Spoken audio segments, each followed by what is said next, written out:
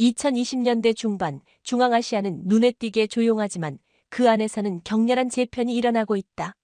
미국은 중동과 유럽의 혼란에 집중하느라 중앙아시아에서 사실상 존재감을 잃었고, 러시아는 우크라이나 전쟁으로 인해 경제군사적 여력이 바닥난 상태다. 그런 상황에서 누구보다 의기양양하게 침투했던 존재는 바로 중국이었다. 1대1로 비아라이라는 이름의 현란한 포장으로 도로를 깔고 공장을 세우고 송전선을 놓으며 그들의 영향력을 확대했다. 그러나 지금 우즈베키스탄은 그 중국을 조용히 하지만 분명하게 등지고 있다. 그 이유는 단순하지 않다. 우즈베키스탄은 중국의 자본이 위험하다는 사실을 늦게나마 깨달았기 때문이다. 그들은 무상 원조라는 명목으로 시작된 프로젝트들이 실제로는 막대한 부채와 주권 침해를 야기한다는 점을 경험으로 체득했다. 단지 돈을 빌리는 것이 아니라 기술, 운영, 데이터, 심지어 인력까지도 중국의 통제를 받게 되는 구조. 한때는 발전이라고 믿었던 그들이 이제는 굴욕이라는 단어로 표현하기 시작했다. 대표적인 사례는 2021년에 시작된 중국 주도의 도로 개발 프로젝트다. 수도 타슈켄트를 출발해 안디잔까지 연결하는 고속도로는 당초 36개월 만에 완공될 예정이었으나 부실 시공과 예산 과다 집행으로 인해 2025년 현재까지도 절반밖에 진행되지 못했다. 문제는 단지 공사의 속도나 품질이 아니다. 운영권이 30년간 중국 국영기업에 넘겨졌고 수익의 60% 이상이 중국으로 빠져나가고 있다는 점이다. 이에 대해 우즈베키스탄 국회 일부 의원들은 우리 도로에서 중국이 통행세를 걷고 있다고 강하게 비판했다. 이러한 경험은 단발성 사례가 아니었다. 석탄 화력 발전소, 통신망 구축, 심지어 대학 교류 사업까지 중국식 투자에는 공통된 문제가 있었다. 현지 인재 양성이 아닌 중국 인력 파견, 기술 이전이 아닌 기술 봉쇄, 독립적 운영이 아닌 상시 감독. 말 그대로 주권을 팔고 받는 계약에 가까웠던 것이다. 이때 등장한 새로운 변수는 대한민국이다.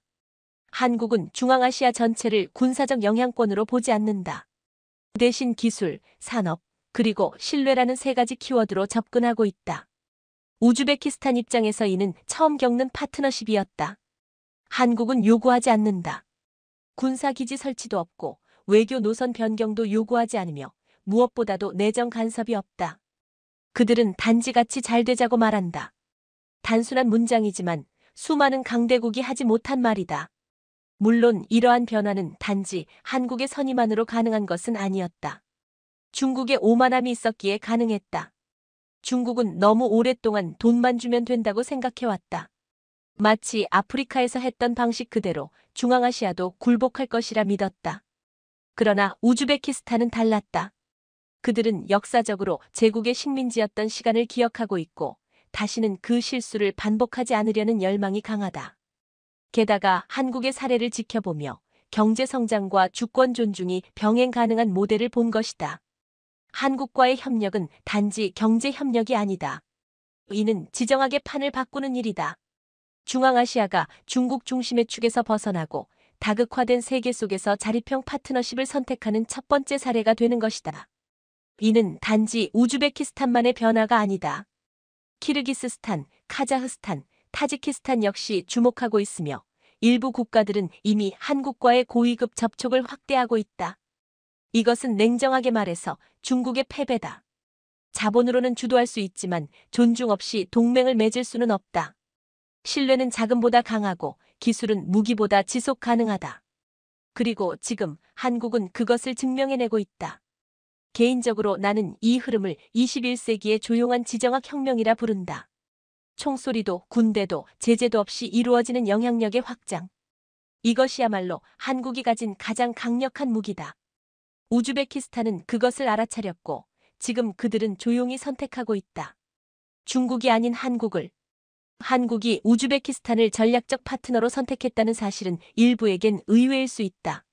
왜냐하면 대부분의 강대국은 더 큰 시장, 더 많은 소비자, 더 빠른 투자 회수율을 줬기 때문이다.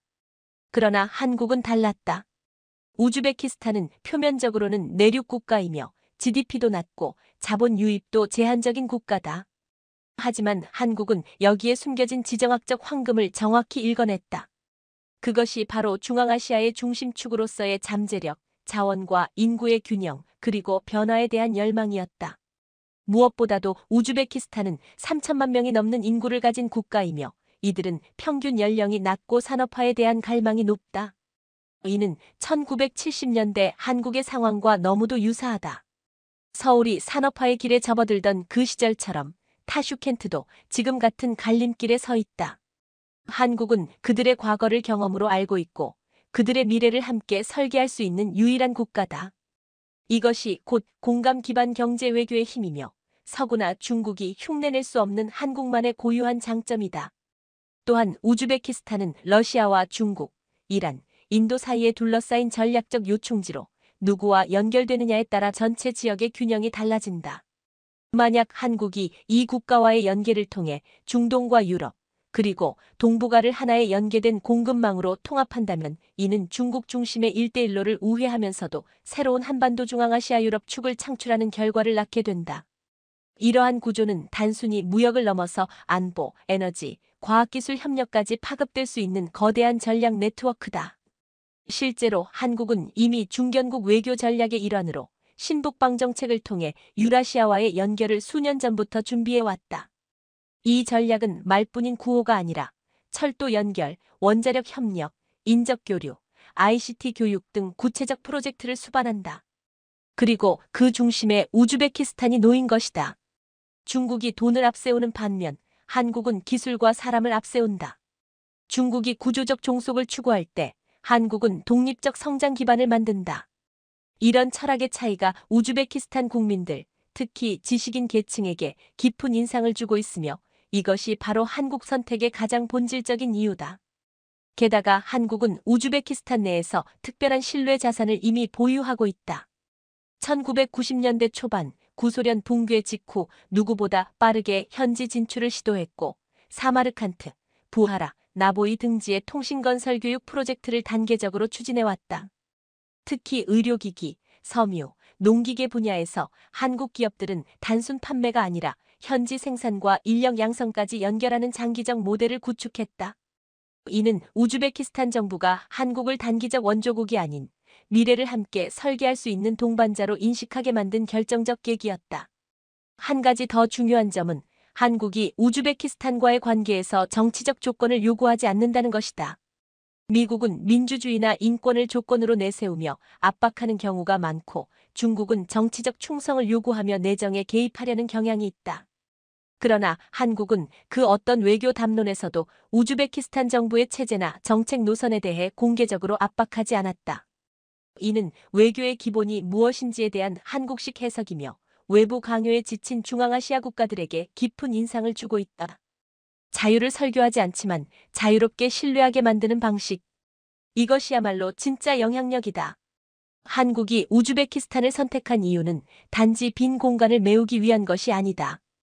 이것은 철저히 계산된 전략적 선택이며 기술 중심의 경제 외교와 문화적 공감 능력을 모두 동원한 결과다.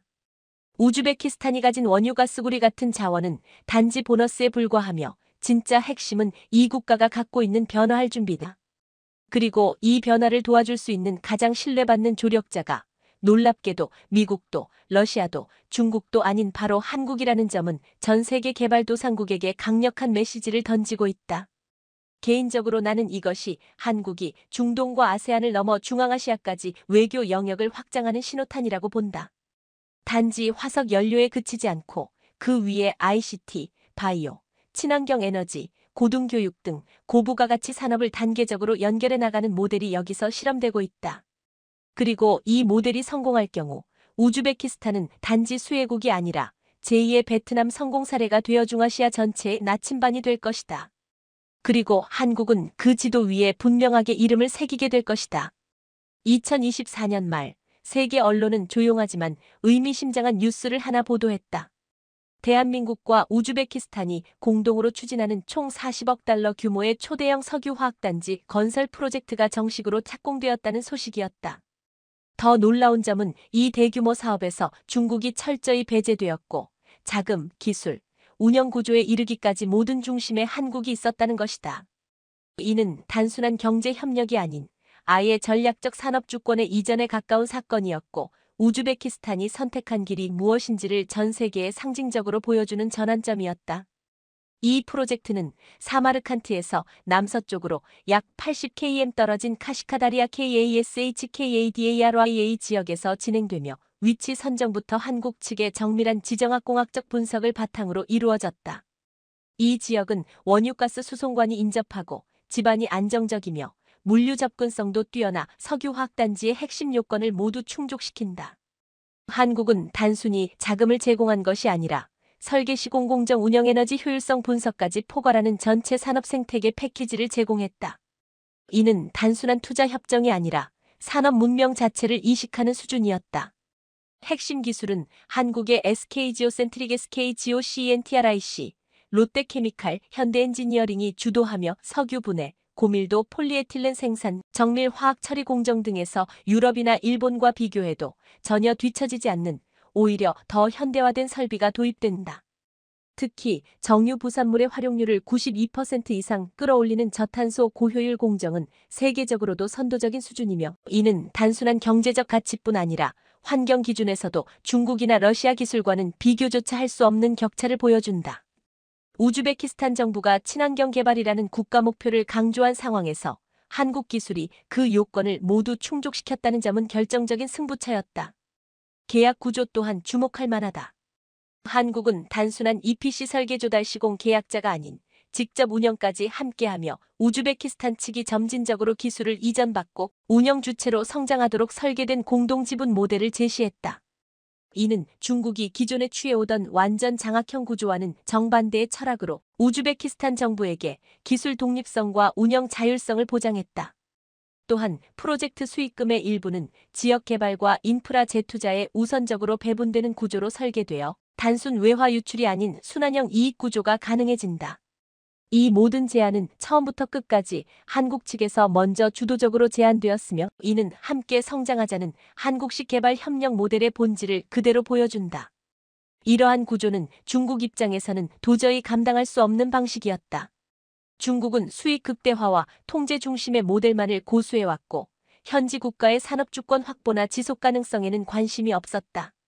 심지어 과거 중국이 유사한 프로젝트를 제안했을 때 기술 기준 미달과 환경 규제 무시, 자금 회수 우선 조항 등으로 인해 우즈베키스탄 측 고위 인사들이 반발했다는 보도도 있었다.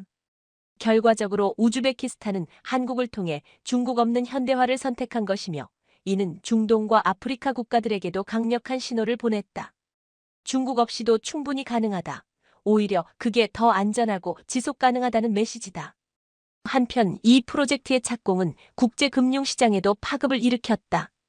아시아개발은행 ADB, 한국수출입은행, 무디스 MODYS 등 주요 기관이 이 프로젝트의 안정성과 투명성에 대해 긍정적 평가를 내렸고 이를 통해 우즈베키스탄의 국가신용등급도 긍정적 방향으로 재평가되었다. 이는 한국이 단순한 산업 파트너를 넘어 우즈베키스탄의 국제경제 질서를 재정의하는 데까지 기여하고 있다는 사실을 의미하며 신뢰 자산을 바탕으로 한 한국식 경제 외교의 실질적 성과이기도 하다. 나는 개인적으로 이 프로젝트가 단순한 공장 건설이 아닌 하나의 문명 이식 작전이라고 본다. 한국은 기술, 자본, 교육, 환경, 경영 철학까지 통합하여 한 국가의 미래 산업 기반을 재편성하고 있으며 이는 세계적으로도 드문 사례다. 그리고 이 모든 과정이 중국 없이 오직 한국과 우즈베키스탄의 신뢰로만 추진되고 있다는 점은 오늘날 국제관계의 새로운 가능성을 보여주는 역사적 실험이라고 생각한다. 한국은 단 한 번도 총을 들이대지 않았다. 우즈베키스탄과의 협력에서 한국은 군사기지 하나 세우지 않았고 외교 압박이나 정치 조건도 단 한 줄 넣지 않았다. 대신 한국은 기술을 들이밀었다.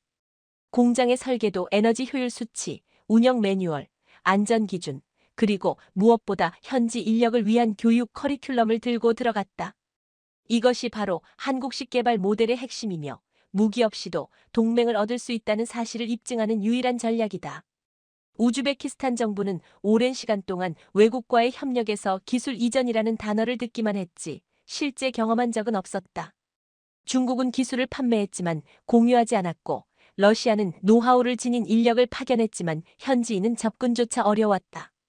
그러나 한국은 프로젝트 초기부터 기술 이전을 전제로 협의를 시작했고 SK지오센트릭과 현대엔지니어링 그리고 한국에너지공단은 공동으로 우즈베키스탄의 기술대학, 직업훈련기관, 지방정부와 파트너십을 맺어 실습 중심의 맞춤형 교육 프로그램을 가동했다.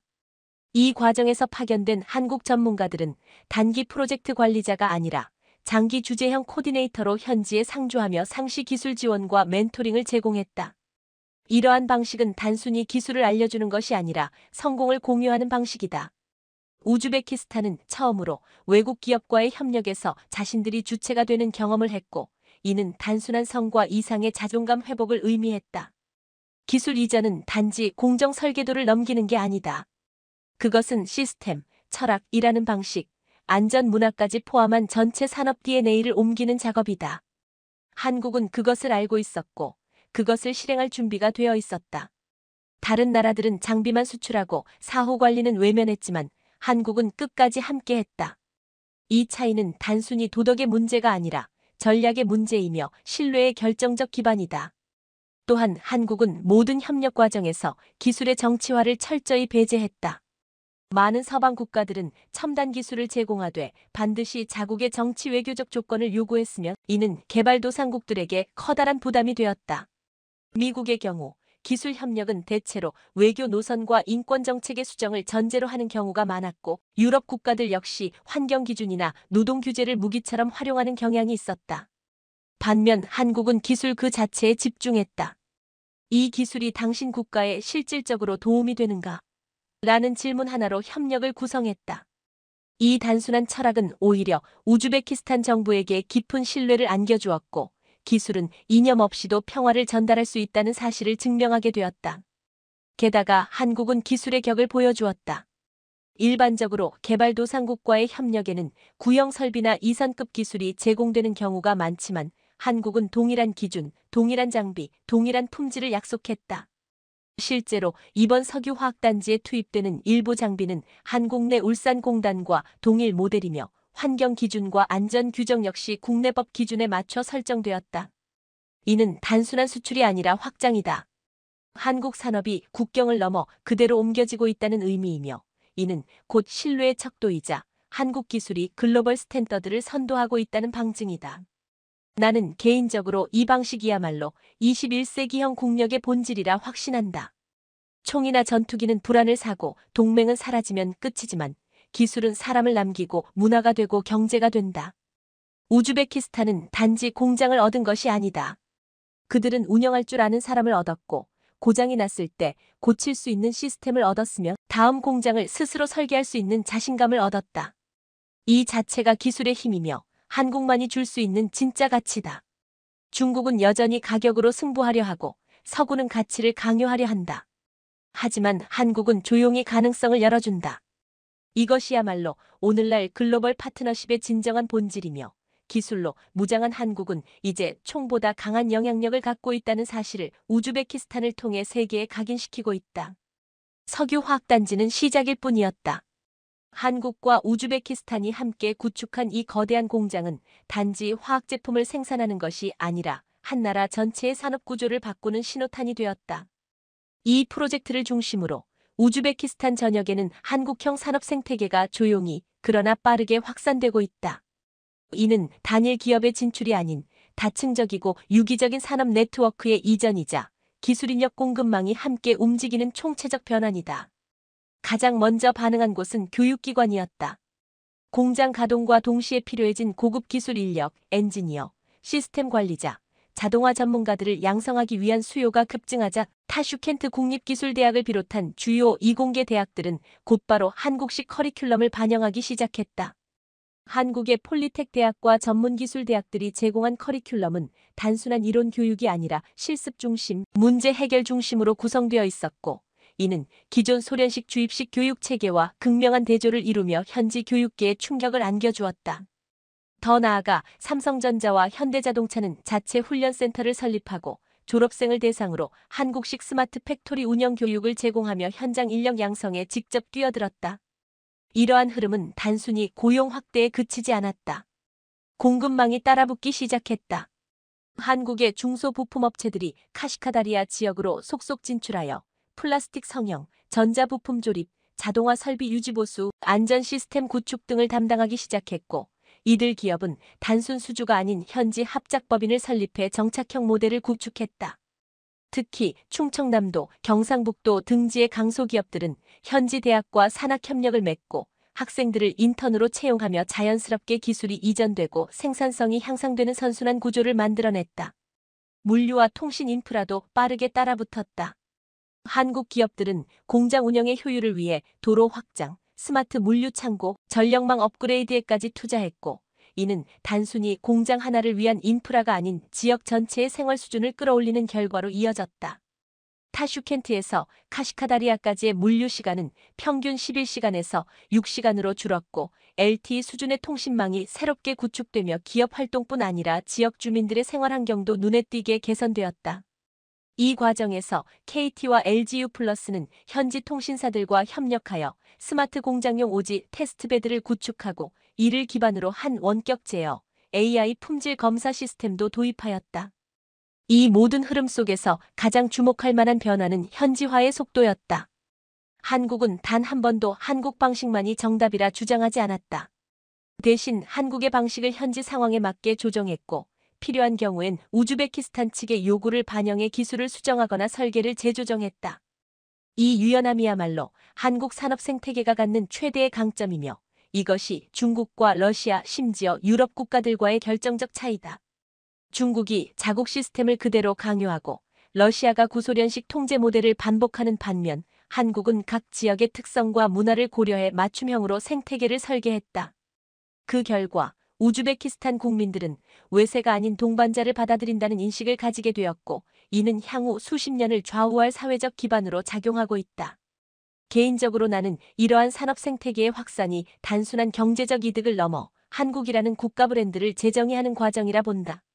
단순히 스마트폰을 잘 만들고 자동차가 튼튼하다는 수준이 아니라 한국가의 산업 전반을 설계하고 그 설계를 실행하며 그것을 스스로 유지할 수 있도록 만드는 능력. 이것이 바로 산업의 국가 전략화이며 우즈베키스탄에서 실현되고 있는 현장이다. 이 생태계가 완성되는 순간 우즈베키스탄은 더 이상 단순한 수입국이 아니라 생산국이 되며, 한국은 세계 어디에서도 통하는 산업 파트너로 다시 쓰이게 된다. 한때 세계의 공장으로 불리며 기술 대국의 상징처럼 군림했던 중국은 지금 우즈베키스탄에서 철저히 외면당하고 있다. 단순히 경쟁에서 밀렸다는 차원이 아니라 신뢰를 상실한 것이다. 기술의 수준이나 가격 경쟁력보다 더 본질적인 문제는 바로 중국이 믿을 수 없는 파트너라는 인식이 우즈베키스탄 전역에 퍼지고 있다는 사실이며, 이는 한국과의 협력 모델이 확장될수록 더욱 명확하게 드러나고 있다. 우즈베키스탄은 이미 지난 10여 년간 중국과 수많은 인프라 및 에너지 프로젝트를 진행해왔다. 초기에는 자금 조달의 속도와 저렴한 단가에 끌려 중국 기업과의 계약을 체결했지만, 프로젝트가 본격적으로 가동되면서 문제는 하나둘이 아니었다. 도로공사에서는 설계와 실제 시공이 다른 경우가 반복되었고, 중국 장비들은 환경 기준을 충족하지 못해 사용이 제한되거나 보완 공정이 필요했다. 특히 발전소나 정유 설비에서는 잦은 고장과 부품 공급 지연으로 인해 수개월간 가동 중단이 발생하는 일이 비일비재했으며, 이로 인해 막대한 손실을 입은 사례가 다수 보고되었다. 가장 심각한 문제는 기술 종속이었다. 중국은 기술 문서에 접근을 제한했고, 시스템 운영 권한을 자국 인력에게만 부여했으며, 문제 해결이 필요한 경우에도 현지 인력을 철저히 배제했다. 결국 우즈베키스탄 측은 고장 한 번 날 때마다 중국 기술자를 불러야 했고, 이는 기술 이전 없는 협력의 민낯을 그대로 드러내는 장면이었다. 단지 물건을 파는 것이 아니라 기술을 통제하고 국가 운영의 핵심까지 장악하려는 태도는 단기적으로는 편리했지만 장기적으로는 굴욕적인 의존을 낳았으며, 이는 국회와 언론, 시민사회에서 기술 식민지라는 표현까지 불러일으켰다. 한 예로 중국이 건설한 타슈켄트 외곽의 폐기물 소각 발전소는 준공 후 1년이 채 되지 않아 다이옥신 배출량이 기준치를 초과해 가동이 중단되었고, 이에 대한 기술적 개선을 요구하자 중국 측은 기술 유출 우려를 이유로 설계 구조를 공개하지 않았다. 이는 단지 환경 문제가 아니라 주권의 문제로 번졌고, 우즈베키스탄 정부는 결국 운영권을 회수하고 재설계 작업을 한국 컨소시엄에 맡기기로 결정하였다. 이는 한국의 기술이 신뢰를 얻는 데 있어 결정적인 전환점이 되었으며, 동시에 중국 기술의 위선이 만천하에 드러난 사건이었다. 중국이 흔히 자랑하는 대규모 인프라 패키지는 사실상 독립을 빌미로 한 종속 구조다. 자금은 중국계 은행에서, 설계는 중국 국유기업에서, 시공은 중국 건설사에서, 운영은 중국 컨설턴트가 맡는 구조이며 이는 모든 권한과 정보가 베이징으로 집중된다는 뜻이다. 우즈베키스탄처럼 성장 의지가 강하고 자립을 꿈꾸는 국가의 이런 구조는 더 이상 받아들여질 수 없는 고리타분한 제국 모델일 뿐이다. 더 나아가 중국은 정보 통제와 여론 조작에 있어서도 빈번한 개입 의혹을 받아왔다. 일부 지역 언론은 중국과의 프로젝트에 비판적 기사를 내보내자 곧바로 광고 중단이나 취재 제한을 겪었다고 전했으며 중국 대사관이 직접 언론사에 항의하는 일이 반복되었다. 이런 외교 방식은 언론 자유가 부분적으로 보장된 우즈베키스탄 사회에서 반발을 불러왔고 이는 단순한 반중 감정을 넘어 반강압주의라는 사회적 저항으로 이어지고 있다. 반면 한국은 기술을 통제하지 않고 공유했다. 문제가 생기면 함께 원인을 분석하고 현지 기술자들이 이해할 수 있을 때까지 반복 설명하며 일부 설비는 오히려 우즈베키스탄 현지에 맞게 설계를 변경해 제공했다. 이는 단순한 친절이 아니라 한국이 기술을 권력의 도구가 아닌 신뢰의 수단으로 사용하고 있다는 증거이며 기술을 무기로 삼는 중국과의 근본적 차별점을 극명하게 보여준다. 나는 개인적으로 이 대목에서 한국이 비로소 진짜 기술 강국이 되었음을 실감한다. 단순히 개발하거나 수출하는 능력이 아니라 기술을 통해 상대국의 자립을 돕고 신뢰를 형성하며 동반자 관계를 구축하는 역량이야말로 진정한 기술국가의 자격이다. 반면 중국은 여전히 기술을 통해 통제하려는 구시대적 패러다임에서 벗어나지 못했고 그 결과 우즈베키스탄은 가장 실용적인 방식으로 결론을 내렸다. 기술이 아무리 좋아도 신뢰가 없으면 그건 독이 된다는 진실을 스스로 깨달은 것이다. 러시아는 한때 중앙아시아의 절대적인 지배자였다. 소련 시절 우즈베키스탄은 모스크바의 광산과 공장의 원료 창고였고 모든 전략적 결정은 크렘린에서 내려왔다.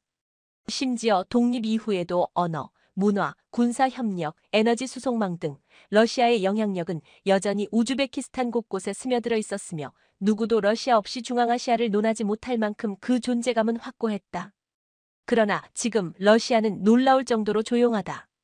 한국과 우즈베키스탄이 40억 달러 규모의 화학공장 프로젝트를 시작하고 교육, 기술, 산업 생태계까지 통째로 한국식으로 재편되는 과정을 지켜보며도 러시아는 단 한마디의 공식 항의조차 하지 않았다.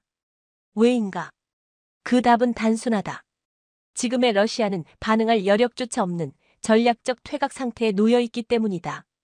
우크라이나 전쟁 이후 러시아는 경제적으로 제재의 늪에 빠졌고 정치적으로는 서방과 고립되었으며 군사적으로는 이미 중앙아시아의 영향력을 행사할 수 있는 능력을 상실했다.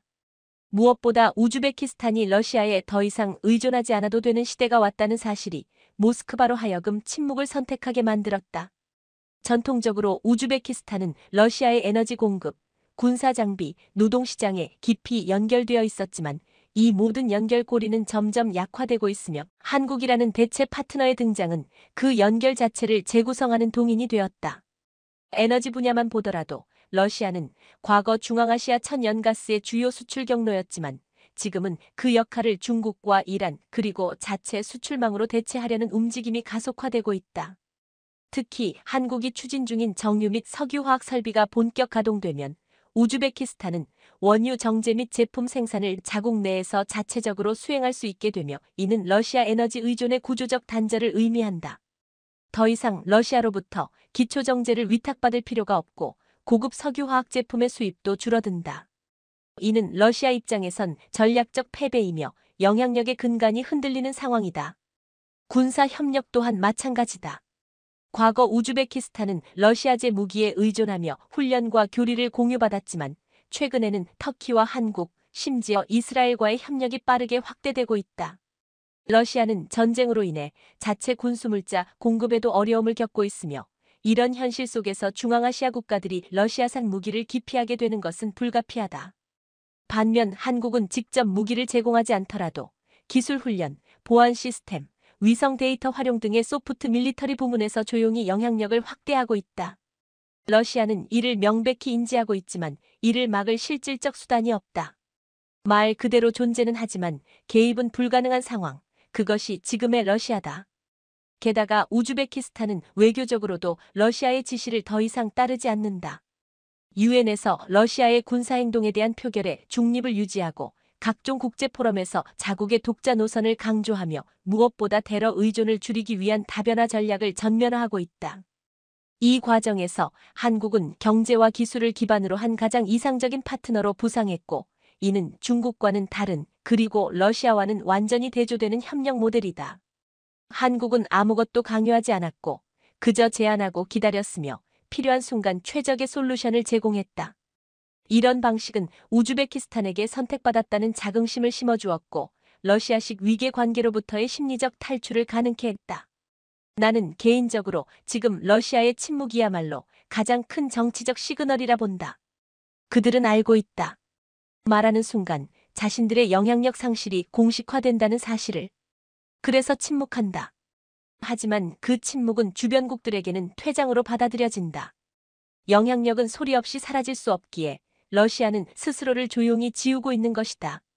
한국과 우즈베키스탄의 협력이 심화될수록 이 침묵은 더욱 두드러질 것이며 러시아는 점점 더 주변부로 밀려나게 될 것이다. 산업은 더 이상 경제의 영역에만 머무르지 않는다. 21세기 산업은 안보다.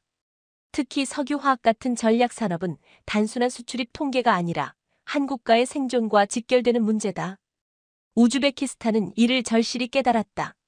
그리고 한국과 함께한 화학공장 건설은 그 단순한 기술 협력을 넘어서 국가 안보의 핵심을 스스로 구축하는 작업이었으며 이는 곧 산업 주권을 되찾는 역사적 전환점이기도 했다.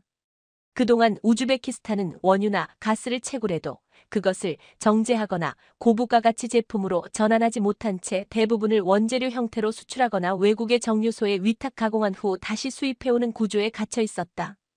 이 과정에서 기술은 외부에 있었고 가격 결정권도 외부에 있었으며 에너지 수급의 안정성 역시 외부 변수에 취약할 수밖에 없었다. 러시아가 밸브를 조이면 에너지가 끊겼고 국제 가격이 요동치면 예산이 흔들렸다. 이처럼 산업의 전략적 자율성이 결여된 상태에서는 진정한 국가 안보를 말할 수 없다. 그러나 지금 한국의 기술과 공동 운영 모델을 바탕으로 우즈베키스탄은 자국 내에서 원유를 정제하고 에틸렌, 프로필렌, 폴리에틸렌, 플라스틱 원재료 등 다양한 고부가 가치 제품을 직접 생산할 수 있게 되었으며 이는 단순한 경제적 효율이 아닌 전략적 전환이다. 유사시에는 자국 산업의 유지에 필요한 자원을 자체적으로 공급할 수 있고 수입 의존도가 줄어들어 외부 충격에 훨씬 더 강한 복원력을 가지게 된다. 이것이 바로 산업이 안보인 시대의 진정한 의미이며 한국은 그 기반을 조용히 그러나 확실하게 구축해 주었다. 또한 화학산업은 단일 영역에 머무르지 않는다. 석유화학은 비료, 섬유, 의약품, 전자부품, 포장재, 자동차 부속품에 이르기까지 수많은 산업의 기반 물질을 제공하는 뿌리 산업이며 이를 안정적으로 확보한다는 것은 결국 국가 전체의 생산 능력을 보장한다는 뜻이다. 전쟁이나 국제적 긴장 상황에서도 농업을 지속할 수 있고 의약품 공급이 끊기지 않으며 차량과 기계의 유지 보수가 가능하다는 뜻이다. 우즈베키스탄이 자국 내 화학산업 클러스터를 구축한다는 것은 곧 자력 생존 능력을 획득한다는 것이며 이 자체가 군사력 못지않은 국가 방어 체계로 기능하게 된다. 더 나아가 산업 주권은 외교 주권과도 직결된다. 이전까지는 외교에서 에너지 의존을 고려해 반드시 러시아나 중국의 눈치를 봐야 했고 어떤 사안에서는 스스로의 이해관계를 접어야 했지만 이제는 선택의 폭이 달라졌다. 에너지와 산업 기반을 자체적으로 확보한 국가는 보다 독립적이고 능동적인 외교 정책을 펼칠 수 있으며 이는 곧 국가 전략의 중심축이 외부로부터 내부로 이동했다는 것을 의미한다. 한국이 제공한 기술과 구조는 바로 이러한 주권 내재화를 가능하게 했고 그것은 총을 들지 않고도 스스로를 지킬 수 있는 힘을 선물한 것이다. 나는 이 지점을 주목하고 싶다. 한국은 지금까지 안보라는 개념을 군사력에만 집중시켜온 전통적 사고를 넘어서 산업과 기술을 통해 국가 생존력을 강화하는 새로운 전략의 중심으로 떠오르고 있다. 단순히 공장을 지어주고 물건을 팔고 떠나는 방식이 아니라 산업 구조를 설계해주고 그것이 자립할 수 있게 만든 다음 외교적 자율성과 경제적 독립성까지 강화하는 종합적 안보 모델을 제시한 것이다. 우즈베키스탄은 이제 산업이라는 이름의 무기를 손에 넣었고 그것은 어떤 외교적 협박이나 군사적 압박보다 더 강한 자산이 되었다. 중국이 기술을 무기로 삼고 러시아가 에너지를 무기로 삼을 때 한국은 산업 그 자체를 안정과 신뢰의 방패로 바꾸는 데 성공했다. 총 없이 동맹을 만들고 무력 충돌 없이 주권을 되찾는 이 방식은 단순히 중앙아시아만을 위한 것이 아니다. 이것은 지금 이 순간에도 자립을 꿈꾸는 수많은 개발도상국에게 보내는 현실적 메시지이며 한국은 그 중심에서 조용히 세계의 질서를 재편하고 있다. 변화는 때로 정책이 아니라 기술에서부터 시작된다. 우즈베키스탄은 화려한 정치 선언 없이 한 줄의 외교 강령도 바꾸지 않은 채로 단지 하나의 선택만으로 나라 전체의 전략이 바뀌는 경험을 하고 있다. 한국과 손잡고 첨단 석유화학 산업을 도입하고 그 산업을 중심으로 교육, 통신, 물류, 정보, 금융, 행정까지 연결되자 외교적 좌표와 사회의 인식, 국민의 정체성마저 전환되고 있는 것이다. 기술이 바꾼 것은 단지 공장의 효율이 아니라 국가의 자세와 국민의 시야였다. 우즈베키스탄은 오랫동안 균형 외교라는 이름으로 러시아, 중국, 서방 사이에서 줄타기를 해왔지만 실상은 전략적 자율성이 부족한 탓에 수동적인 선택만 반복해왔다. 그러나 이제는 다르다. 한국과의 협력은 단지 제3의 선택지가 아니라 완전히 새로운 협력 모델을 제시했고 이로 인해 외교 정책의 체질 자체가 바뀌고 있다. 한국은 강요하지 않고 요구하지 않았지만 그 기술과 신뢰는 우즈베키스탄 정부에게 적극적으로 선택할 수 있는 힘을 만들어 주었다. 과거엔 누군가의 영향을 고려해 결정해야 했지만 지금은 주도권을 가진 채 협상을 이끌 수 있게 되었고 이는 주변 강대국과의 관계를 재설계하는 계기가 되었다. 이러한 변화는 외교적 언어에서도 드러난다. 최근 우즈베키스탄 외무부는 다자외교 무대에서 기술 독립성과 산업 주권은 국가 주권의 연장선이다라는 표현을 자주 사용하고 있으며 이는 명백히 한국과의 협력을 통해 형성된 담론이다. 예전에는 원조를 받는 입장에서 정책을 정당화하려 했다면 지금은 자립과 성장의 논리로 외교 전략을 구성하고 있으며 이는 단순한 수사적 변화가 아니라 실제 외교적 지형의 이동을 반영한다. 한국의 영향력은 숫자로 환산되는 무역 수치나 투자 총액보다 훨씬 깊은 곳, 바로 정책 결정자의 사고방식에 침투해 있다. 더욱 인상적인 변화는 사회적 인식의 전환이다. 과거 우즈베키스탄 청년들이 해외 유학을 꿈꿀 때 가장 선호하던 국가는 러시아였고 기술 취업을 생각하면 중국이나 터키가 주로 거론되었지만 이제는 그 자리에 한국이 올라섰다. 한국어 학습 수요는 전국적으로 폭발적으로 증가하고 있고 한국식 기술 전문 대학을 모델로 한 교육기관이 지방정부 차원에서 경쟁적으로 추진되고 있으며 이는 단지 언어를 배우는 것을 넘어 삶의 방식 자체를 한국식으로 재해석하려는 흐름을 보여준다. 사회 전체가 한국처럼 되고 싶다는 조용한 열망을 품고 있으며 그것이 실제 산업과 교육, 문화, 외교를 통해 실현 가능하다는 신뢰가 형성되었다는 점이 핵심이다. 한국 기업들의 경영 방식 역시 우즈베키스탄 사회에 새로운 표준을 제시했다. 이전까지는 권위주의적 관리, 느슨한 품질 기준, 부패와 타협하는 문화가 일부 산업계에 고착되어 있었지만 한국 기업들은 철저한 매뉴얼 중심의 품질 관리, 공정한 인사 시스템, 윤리 경영을 적용했고 현지 직원들은 이 문화를 경험하면서 업무 방식에 대한 인식 자체가 달라지기 시작했다. 이제는 단지 직업을 얻는 것이 아니라 잘 운영되는 시스템 속에서 일하고 싶다는 욕구가 생겼고 그것이 장기적으로는 시민의식과 사회구조의 발전으로 이어진다. 나는 개인적으로 이 변화야말로 한국이 세계와 맺을 수 있는 가장 고차원적인 동맹 형태라 본다. 무기나 자본이 아닌 기술과 신뢰, 시스템과 문화로 형성된 이 관계는 쉽게 무너지지 않으며 오히려 시간이 지날수록 더 깊어지고 넓어질 수 있다. 우즈베키스탄은 지금 단지 한국과 계약을 맺은 것이 아니라 한국이라는 하나의 체계를 받아들이고 있으며 그것은 곧 국가의 궤도 자체를 바꾸는 일이다. 경제 협력이 외교 정책을 바꾸고 기술 이전이 사회 구조를 바꾸는 이 현상은 앞으로 중앙아시아는 물론 아프리카와 동남아시아에서도 반복될 것이며 그 중심에 한국이 있을 것이다. 세계는 지금 동맹의 시대를 살고 있다. 그러나 그 동맹은 더 이상 무기와 군사기지, 전투함과 전투기만으로 유지되지 않는다. 전통적 의미의 군사동맹은 여전히 유효하지만 점점 더 많은 나라들이 보다 실용적이고 안정적인 협력의 형태를 찾고 있으며 바로 이 지점에서 한국이 전혀 새로운 방식의 동맹 모델을 선보이고 있다. 그것은 총도, 제재도, 강압도 없이 이루어지는 조용한 확장이고 믿음과 기술, 그리고 상호 존중을 기반으로 한 비무장 동맹이다. 우즈베키스탄과 한국의 관계는 그 대표적인 사례이며 이제 한국은 스스로를 무기를 들지 않고 동맹을 만드는 국가로 증명해냈다. 한국은 단 한 번도 우즈베키스탄에 정치적 조건을 제시하지 않았다. 한국은 그 어떤 외교적 선언도 강요하지 않았고 자유민주주의를 수출하지 않았으며 체제 전환을 유도하지도 않았다. 오직 기술과 시스템, 인재와 협력만을 제안했고 그 모든 과정은 상대국의 선택과 주체성을 존중하는 방식으로 이루어졌다. 이처럼 강요하지 않는 힘, 침묵 속에서 신뢰를 형성하는 방식이야말로 오늘날 국제사회가 갈망하는 새로운 파트너십의 모델이며 한국은 그 전형이 되고 있다. 우즈베키스탄은 스스로 선택했다. 이는 단지 한국이 잘해서가 아니라 다른 대안들이 더 이상 신뢰할 수 없었기 때문이다. 러시아는 낡고 불안정했고 중국은 과도하게 통제하며 서방은 조건을 강요했다. 그 가운데 한국은 유일하게 기술을 주되 지배하지 않았고 자금을 빌려주되 주권을 침해하지 않았으며 함께 일하되 스포트라이트를 독차지하지 않았다. 이것은 단순한 겸손이 아니라 전략이었다. 동맹을 맺는 가장 확실한 방법은 지시하지 않고 존중하는 것이며 한국은 이 원칙을 현실 속에서 성실히 실행해왔다. 그 결과 지금 우즈베키스탄은 한국과의 관계를 경제 파트너십이 아닌 미래 동맹으로 인식하고 있으며 이는 단순한 수치로 설명되지 않는다. 한국은 이미 우즈베키스탄의 산업 생태계와 교육 구조, 인프라와 행정 시스템, 통신망과 물류 노선에 깊숙이 스며들었고 이는 표면적으로 드러나지 않지만 국정 운영의 수많은 영역에서 한국의 모델이 참고되고 있다.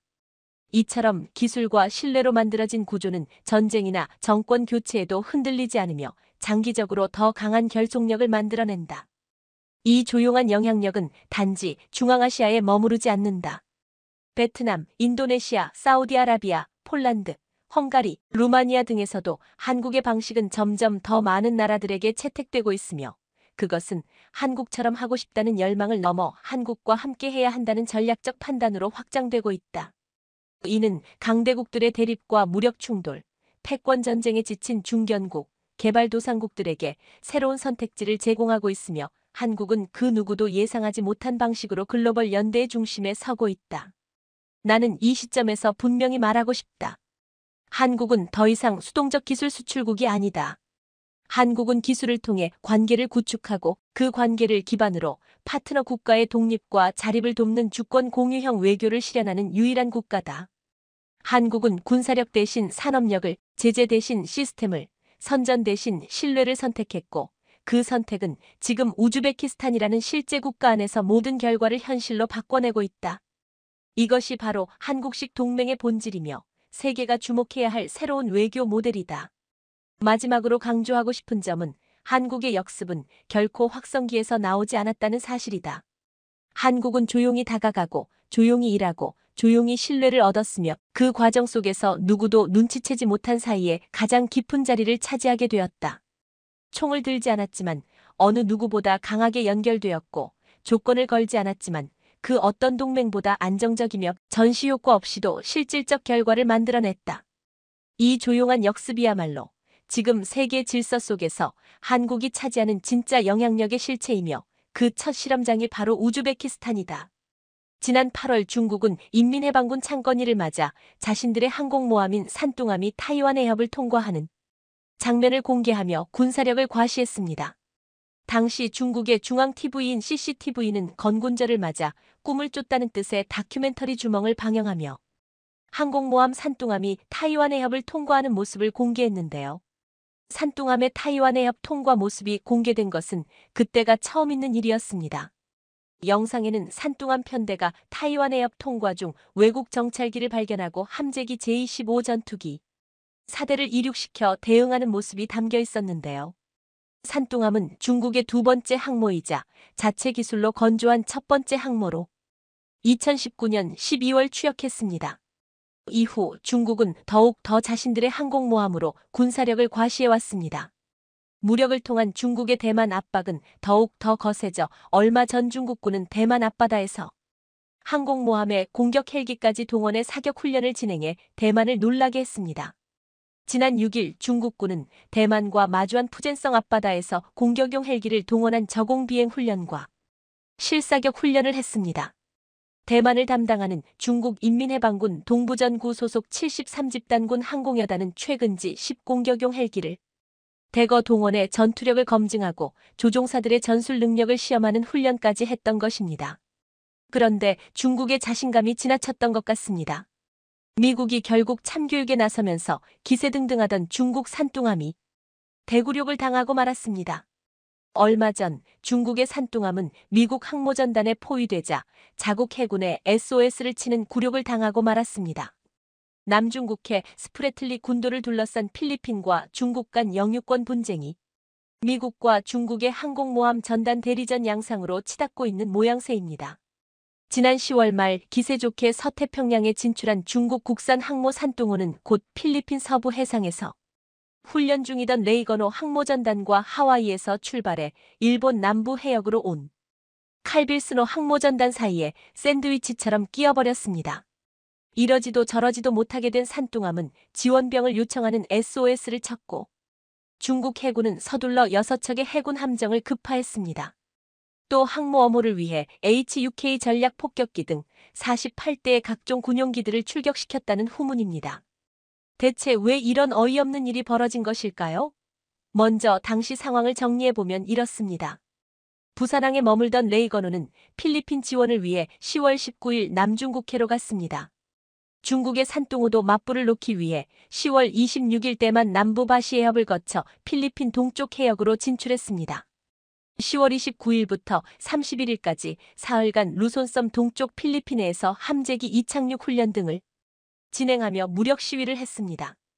그런데 훈련 과정에서 일본 남부 해역으로 칼빈스노 항모전단이 들어오는 걸 확인한 겁니다. 미국은 하마스의 이스라엘 기습 공격으로 팔레스타인에서 전쟁이 일어나자 샌디에이고에 정박 중이던 칼빈스노를 조용히 인도 태평양 지역으로 보냈습니다. 2개 항모전단 체제를 구축해 중국과 북한이 이 틈을 이용해 준동하지 못하도록 견제에 나선 겁니다. 일본 방위성이 공개한 기록을 보면 이때 중국은 허둥지둥하는 모습을 보입니다. 10월 28일 낮 북해함대 소속 전자정찰함 진싱호가 다급히 오키나와를 거쳐 일본 남부 해역으로 진출했습니다. 뒤늦게 칼빈스노 동양 감시에 들어간 것입니다. 10월 29일 오전에는 배수량 1만 3천 톤인 대형 구축함 난창호가 전자정찰함 보급함을 대동하고 일본 가고시마 서쪽 바다를 거쳐 서태평양에 진출했습니다. 10월 30일에는 미사일 구축함 탕산호, 미사일 호위함 웨이팡호도 합류했습니다. 중국은 총 3척의 항모를 건조했지만 첫 항모 랴오닝호는 장기 수리에 들어가 있고 세 번째 항모 푸젠호는 아직 시험 항해 단계입니다. 실제 운용되는 건 산둥호밖에 없죠. 그러다 보니 가용한 대형 구축함과 호위함 등을 보내 칼빈스노 대응에 나선 겁니다. 심지어 얼마나 놀랐는지 중국은 이것만으로는 부족하다고 보고 전략 폭격기와 전투기도 대거 출동시켰습니다. 10월 30일부터 11월 1일까지 전략 폭격기, 전투기, 조기경보기, 공중급류기 등 48대가 대만 남쪽 해상으로 출격해 만약의 상황에 대비했습니다. 한 중국 군사 블로거는 11월 3일 포털 사이트 왕위에 올린 글에서 필리핀에 있는 레이건호와 일본 쪽 칼빈스노가 대만을 사이에 두고 남북에서 산둥호를 협공하는 형국이라면서 자칫 산둥호가 포위 섬멸될 수 있는 위험한 상황이었다고 썼습니다. 중국이 이렇게 화들짝 놀란 데는 그만한 이유가 있습니다. 레이건호와 칼빈스노 항모는 합쳐서 함재기 숫자가 150대를 넘습니다. 칼빈스노 항모에는 중국이 두려워하는 최신 스텔스 전투기 F-35C도 있습니다. 기껏 30대 전후에 제-15 함재기를 보유한 산둥호는 비교 대상이 아닙니다. 중국 스스로도 항모 성능이나 작전 능력 면에서 큰 격차가 있다고 인정할 정도입니다. 그래서 이렇게 호들갑스럽게 증원 요청을 보냈던 것인데요. 미국은 팔레스타인에서 전쟁이 일어나자 지중해에 포드호와 아이젠하워호 항모전단을 배치했습니다. 이란, 레바논 등이 가세해 전쟁이 중동 전역으로 확대되는 걸 막기 위한 조치였습니다. 동시에 미 본토에 있던 칼빈스노를 인도 태평양 지역으로 보내 레이건호와 2개 항모전단 체제를 구축하도록 했습니다. 미국은 2개 항모전단이 기본 전투 편제라고 합니다. 한 척이 전투 태세일 때 다른 한 척은 보급, 함재기 정비 등을 하면서 항상 전투 대비 태세를 유지하는 것입니다. 지중해와 인도 태평양 양쪽에 각각 2개의 항모전단을 배치했다는 건 실전 태세라는 걸 의미합니다. 미군 지휘관들이 자주 언급하는 파이트 투나잇 파이트 터나이트 상시 전투 태세인 것입니다. 중국과 러시아는 팔레스타인 전쟁이 반가울 겁니다. 미국이 우크라이나에 이어 중동까지 2개의 전선을 감당해야 하는 상황을 즐기는 것입니다. 여기에 대만에서 충돌이 일어난다면 3개의 전선이 됩니다. 미국이 2개의 전선에 동시에 2개 항모전단 체제를 구축한 건 충분히 감당할 수 있다는 선언이라고 할 수 있습니다. 미국은 총 11개의 항모전단을 보유하고 있습니다. 사무엘 파파로 미 태평양 함대 사령관은 기자회견에서 이스라엘과 하마스 간 전쟁, 우크라이나 전쟁에 집중하는 사이 중국이 공격적으로 나온다면 주의력이 분산되는 것 아니냐는 우려가 있다는 질문을 받자 이렇게 답했습니다. 미국 행정부와 국방부 어디서도 인도 태평양 지역의 긴급한 상황과 전략적 중요성에 대해 소홀한 모습을 보지 못했다. 지중해에도 서태평양에도 2개의 항모전단이 배치돼 있다. 조금도 주의력이 분산돼 있지 않다. 이것이 필리핀 근해에서 벌어진 중국 산둥호 굴욕의 전말이며 미국 항모 울렁증이 도진 중국의 모습이었습니다. 이와 관련해 대만 언론은 2개의 미국 항모전단의 위력에 겁을 먹은 산둥함이 다급히 증원을 요청했다. 며 이 소식을 대대적으로 보도했습니다. 그런데 대체 중국이 그 많은 돈을 쏟아붓고도 왜 죽었다 깨어나도 미국의 항공모함은 따라잡지 못하고 이 굴욕을 당하는 것일까요? 군사문제 전문가들은 중국 항공모함에 대해 이렇게 이야기합니다. 중국 항공모함은 고철이나 마찬가지다. 구소련제 항공모함들의 단점을 그대로 가지고 있다. 첫 국산 항공모함 산둥호를 내세워 항모 전력을 과시하고 있지만 구소련제 항공모함이 가진 치명적인 단점 때문에 미국의 항모 전력을 따라잡기는 힘들 것이라는 이야기입니다. 무엇보다 중국에는 없고 미국에는 있는 게 있습니다. 군사 전문가들은 이렇게 말합니다. 스키 점프대에서 이륙하는 항공기들은 속도와 양력을 충분히 확보하지 못하기 때문에 최대 이륙 중량을 달성하기가 매우 힘들다. 기본적으로 항공기의 능력을 충분히 제공하지 못하는 상황들이 벌어진다. 미 항모처럼 캐터펄트를 사용하면 항공기에 충분한 속도를 줄 수 있어 최대 이륙 중량으로 이륙할 수 있다. 이 캐터펄트를 사용할 수 있는 능력을 갖춘 나라는 미국 말고는 없다. 미 항모에는 캐터펄트가 있지만 중국에는 없습니다. 더구나 중국 항모의 함재기인 J-15는 우수하긴 하지만 항공 전자장비나 무장 측면에서 미국의 F-35와 차이가 큽니다. F-18에 이어 미 항모의 주력 함재기로 자리 잡고 있는 F-35C는 지난 10년간 가장 저평가된 항공기이며 항공전자장비 측면에서 F-22와 비교해도 부족한 부분이 없고 전투 행동 반경 측면에서는 압도적인 능력을 보여줍니다. 이러니 중국이 여전히 미국의 항공모함 따라가지 못하는 것이며 미국의 항공모함이 둘러싸기만 해도 경기를 일으키는 것입니다. 최근 대만군은 중국 항공모함에 대한 대응으로 5번째 스텔스 초계함을 진수하면서 중국의 압박에 대응했습니다. 첫 튀장급 스텔스 초계함인 튀장함은 2014년 건조돼 2015년부터 운용되고 있으며 튀장함의 후속함으로 2020년 말 진수된 타장함도 현재 실전 배치된 상태입니다. 대만 국방부는 2026년까지 총 11척의 터장급 스텔스 초계함을 진수하도록 주문해 놓은 상태인데요. 이번에 진수한 스텔스 초계함은 길이 60.4m, 배수량 685T의 선체로 최대 40루트 74km 속도로 기동할 수 있으며 최대 작전 반경은 1800캐리 3033km에 이릅니다. 또 슝펑 2및 승평 3대함 미사일, 해검 중거리 대공 미사일 76함포, T-74 기관총, MK-15 팔랑스 근접 무기 시스템 CIWS 등을 탑재합니다. 그런데 얼마 전 한국에서 획기적인 스텔스 초계함 신기술이 공개돼서 글로벌 방산 시장에 이목이 집중됐습니다. 미국에서 활동 중인 주멀트급 구축함입니다. 길이가 무려 180m에 달하지만 적 레이더에는 작은 고깃배로 보인다고 알려져 있습니다. 군함 자체가 스텔스 능력을 갖고 있기 때문입니다. 잠수함처럼 전략적인 장점이 많아 중국 등 주요 나라들은 스텔스함 개발에 열을 올리고 있는데요. 레이더에 잡히지 않는 스텔스 기능, 많이 들어보셨을 텐데요. 우리 과학자들이 독자적으로 만든 스텔스 패널이 우리 해군 함정 일부에 설치돼 성능 시험 중인 것으로 확인됐습니다.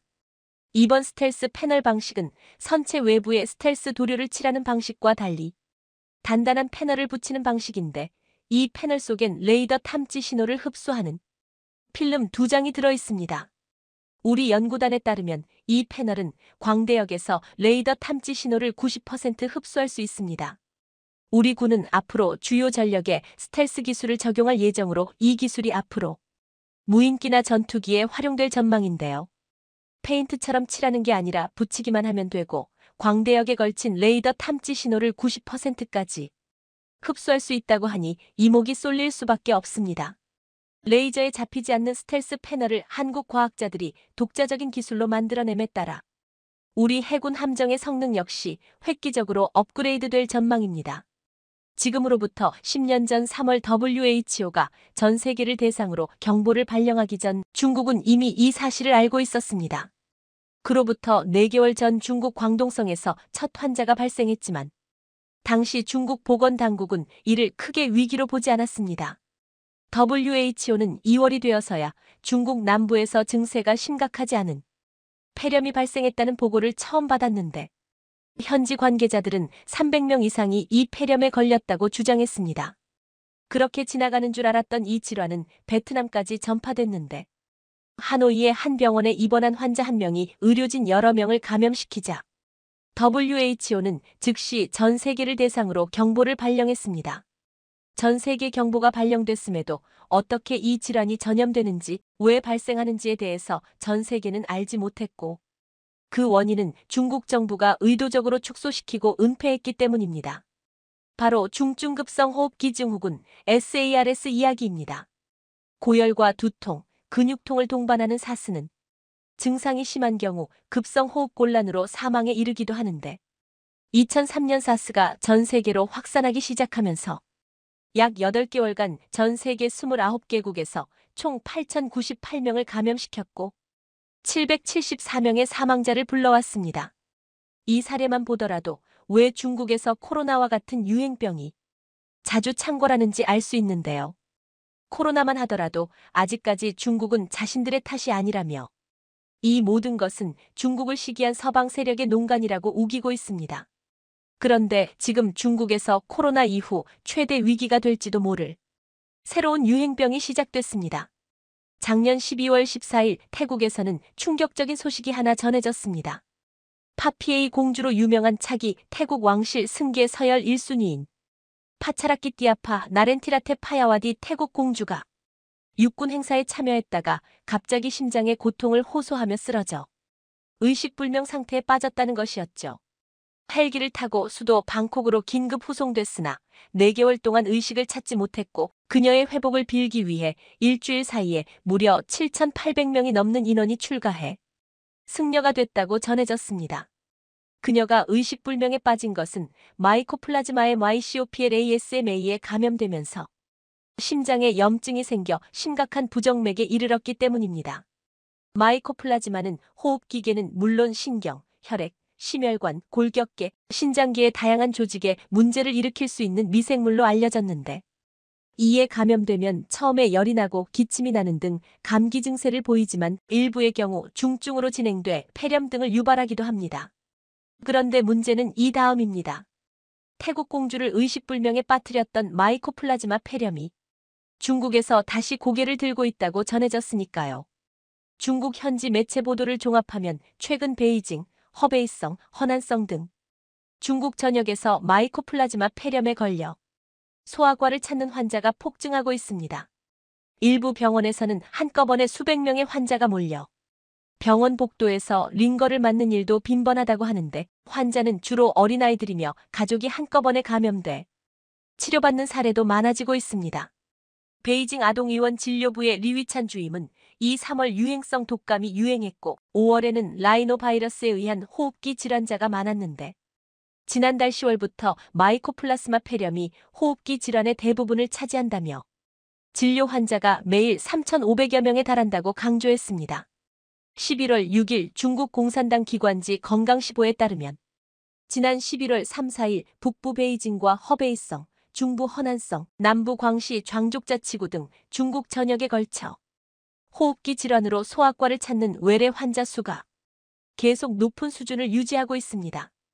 올 여름부터 전국적으로 발병하기 시작한 마이코플라스마 폐렴이 겨울철로 접어들면서 더욱 기승을 부리고 있는 것인데 일부 학교들은 임시 휴교에 들어갔고 감염자가 발생한 유치원이나 학교의 학부모들은 전염을 우려해 등교를 거부하고 있다고 하죠. 베이징의 한 네티즌은 폐렴 증세가 있는 자녀를 데리고 병원에 갔는데 대기 번호가 2420번이었다며 대기 환자 줄이 끝이 보이지 않았다며 지금 중국이 얼마나 심각한 상황인지 밝혔습니다. 저장성 취저우의 세계 중점병원의 경우 지난 9월 이후 지금까지 진료받은 이 폐렴 감염 어린이는 작년보다 17.8배 급증했다고 밝혔는데요. 말 그대로 지금 중국은 패닉 상태입니다. 그런데 뭔가 좀 이상합니다. 서두에서 밝힌 것과 달리 중국이 꽤 투명하게 질환을 공개하는 것처럼 보입니다. 하지만 중국 공산당은 이런 상황을 쉽게 인정하지 않고 있습니다. 중국 위생건강위원회 미펑 대변인은 브리핑에서 마이코플라스마 폐렴은 흔한 호흡기 질환이라며 3세 이하 어린이도 감염된 사례가 보고됐지만 상황이 예년보다 크게 악화한 것은 아니다라고 주장했죠. 그런데 중국이 이를 축소하든 은폐하든 중국이 패닉 상태이든 중국의 상황이라고 하더라도 문제는 우리나라입니다. 현재 제4급 법정 감염병으로 지정된 이 질병은 증상이 대체로 심각하지 않습니다. 이에 질병청 관계자 역시 마이코플라스마 폐렴은 4년 혹은 4, 7년 주기로 국내에서 유행하는데 신종 감염병은 아니다라며 2019년 10월에 670명까지 입원 환자가 보고됐던 것과 비교하면 아직 증가세를 지켜봐야 하는 상황이며 코로나19 바이러스만큼 위중도가 높지도 않다고 말하기도 했습니다. 하지만 호흡기에 영향을 주며 일반적으로 경증의 열, 피로, 인후통, 기침 등이 나타나 감기로 생각하기 쉽기 때문에 얼마나 확산되었을지 정확하게 알기가 어렵다는 점, 특히 최근 한한령이 완화되며 중국인 관광객이 크게 늘었다는 점은 우리를 충분히 두렵게 만듭니다. 그런데 이렇게 가볍다고 주장하는 질병 때문에 지난 10월 초 서울의 한 병원에서 입원 치료를 받던 9세 아이가 사망하는 일이 벌어졌습니다. 이에 대한아동병원협회는 11월 8일 보도자료를 통해 5, 9세에서 많이 발생하는 마이코플라스마 폐렴 환자가 중국 등지에서 유행하고 있다며 국내도 조만간 유행이 시작될 것으로 전망되는 만큼 의약품 수급을 포함한 선제적 치료 대책을 조속히 세워야 한다고 강조했죠. 또한 최근 독감 환자의 급증으로 진료에 큰 애로를 겪고 있는데 마이코플라스마 폐렴까지 유행하면 소아청소년과 의료기관은 또다시 오픈런과 마감런에 직면하게 될 것이라고 지적했습니다. 보통 마이코플라즈마 폐렴에는 매크로라이드의 메이시아 로에라이디익의 항생제를 사용하는데 이는 80% 내성균이라 약이 잘 듣지도 않고 대부분의 원료를 수입에 의존하고 있어 중국에서의 유행에 따라 한국에서의 수급에 영향을 미칠 수 있습니다. 대유행 질환은 당장 치명률을 떠나 패닉 상태가 되어버리기 때문에 엄청난 혼란을 야기시킬 수 있죠. 그렇다면 도대체 중국에서는 왜 이렇게 자주 유행병이 발생하는 것일까요? 단지 인구가 많아서일까요? 코로나 초기 영국 BBC는 중국이 신종 코로나 바이러스 유행을 두고 과거 급성중 중호흡 기질병인 SARS로부터 무엇을 배웠는지 물었습니다. 그러면서 중국이 배워야 할 3가지를 꼽았는데요. 첫째로 다른 나라와 협력이 필요하다는 점, 둘째로 은폐하지 말라는 점, 셋째로 의료적 대응을 개선하라는 점이었습니다. 아니, 이렇게 당연한 걸? 이라고 생각하는 분도 계실 겁니다. 하지만 이게 중국에서는 말처럼 쉽지 않습니다. 중국은 대규모 유행병이 도는 것을 정치적 위기로 받아들이는 경향이 강합니다. 자연스럽게 중국 안에서 발병하는 유행성 질병을 감추거나 일부러 무시하죠. 그리고 이것이 가능한 이유는 중국의 정치 특성, 즉 공산당 일당 체제이기 때문입니다. 즉 질환을 그대로 밝히는 건 제1당의 위치를 위협할 수도 있는 정치적인 리스크를 감수해야 하는 것이죠. 중국의 미신 역시 얽혀 있습니다. 코로나가 세계를 휩쓸었을 때 가장 유력한 원인이 중국의 박쥐였습니다. 박쥐는 진화 과정에서 비행으로 체온이 높아지며 저면역력으로 수백 종의 바이러스 보균을 갖게 됩니다. 사스도 박쥐에서 발견된 코로나 바이러스와 거의 일치했고 이번 코로나 바이러스도 비슷하다는 보고들이 있었죠. 중국인들은 박쥐복의 발음이 행복을 의미하는 복과 동음동성이기 때문에 계속해서 박쥐를 식재료로 이용해왔으며 이런 접촉이 결국 코로나 유행을 발생시킨 것입니다. 하지만 이런 미신적인 식문화가 유행병의 원인이 된다는 것을 중국인들은 믿고 싶지 않아 했죠. 물론 지금도 이를 인정하지 않으며 그 피해는 고스란히 우리나라를 포함해 전 세계 각국이 겪었습니다. 더욱 대유행 질환이나 자연재해가 하늘의 벌이라고 생각하는 중국의 문화 특성상 대유행 질환을 중국 정부가 인정하게 되면 그 원망 대상이 공산당으로 향하게 됩니다. 이를 다시 정리하면 중국은 공산당이 있는 한 변할 수 없다일 겁니다.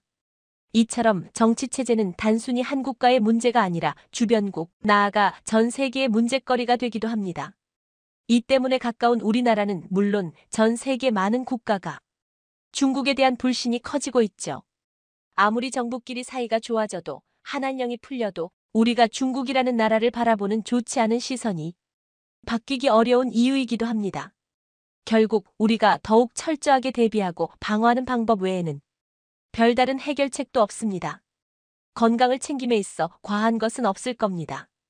부디 여러분의 건강은 여러분이 스스로 지켜내시기를 제안드립니다. 시청해주셔서 감사합니다.